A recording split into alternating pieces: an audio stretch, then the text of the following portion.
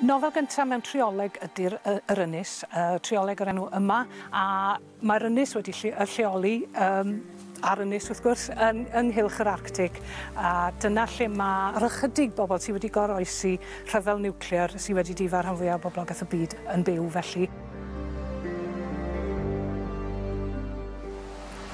Yr ogofau oedd hoff le gwawr yn y byd i gyd.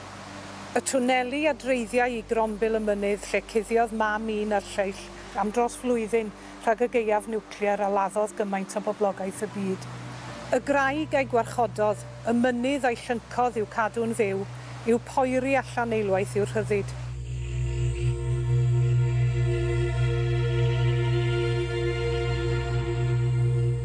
Wel, y syniad o gynnau oedd bod na, ar yr Ynys yma felly, bod na wyddonwyr yna pan mae'r diwedd mawr yn digwydd, ond bod un o'r hyn i siarad Cymraeg wrth gwrs. A dros genedlaethau mae'r iaith wedi cynnal ac wedi parhau ar yr Ynys fach yma, a dyna sy'n yn cymell y ddau brif gymeriad i ddod ar daith yn ôl i Gymru i weld o lle maen nhw wedi dod.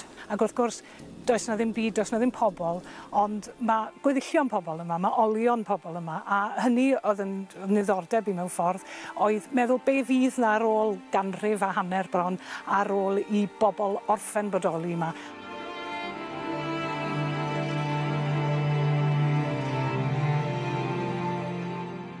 O'i blaenau, safai'r rhes o adeiladau, nes na allai gwawr weld dim nad oedd yn fwsog, neu'n wair, neu'n goed, yn gwthio drwy bob agen a thwll.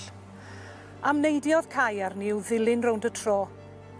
Syllodd gwawr ar wal fawr werdd wrth ei hymyl, a gweddiodd ei bod yn ddigon cadarn i beidio disgyn ar ei pennau.